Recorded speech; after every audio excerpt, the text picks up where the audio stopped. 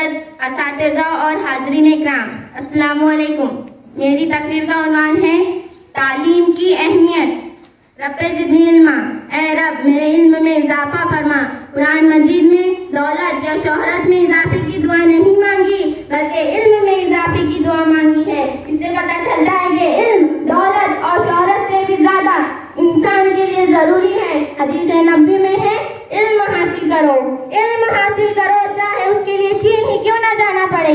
यानी इल्म हासिल करने के लिए दूर दराज का सफर करना पड़े तो भी करो, मगर इल्म हासिल करो। हुजूर पाक सल्लल्लाहु अलैहि वसल्लम ने फरमाया, इल्म का हासिल करना हर मर्द और औरत पर फर्ज है। लिहाजा हाज़रीन, इल्म हासिल करो, इल्म हासिल करो और इल्म हासिल करो। इल्म माशी और समाजी हालात को बदलने का बेहतरीन जरिया है, जिंदगी में कामयाबी की कलीद है और मुल्क और समाज के रोशन मुस्तकबिल की जमानत है। उसूल इल्म का बुनियादी मकसद जिंदगी को खुशगवार बनाना, सालेहा मुआशरा की तश्कील, अदम तशद्दुद और मोहब्बत के जज्बात को फरोग देना है। इसलिए हाज़रीन, इल्म हासिल करो, इल्म हासिल करो और इल्म हासिल करो।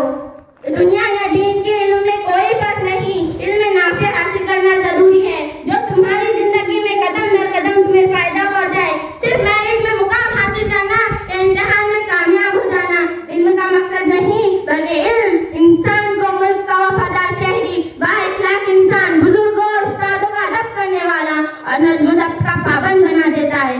लिहाजा अजीज तरीन साथियों, इल्म हासिल करो, इल्म हासिल करो और इल्म हासिल करो। एक लड़का पढ़ेगा, एक फर्द तालीम याफ्ता होगा, मगर एक लड़की तालीम याफ्ता होगी तो पूरा खानदान तालीम याफ्ता होगा।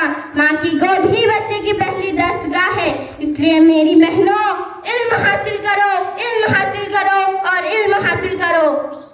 इंसान गोद से लेके गोद तक तालिब इल्म है। उसूल इल्म की कोई उम्र नहीं होती। इल्म हासिल करते रहना कामयाबी की ज़मीन है।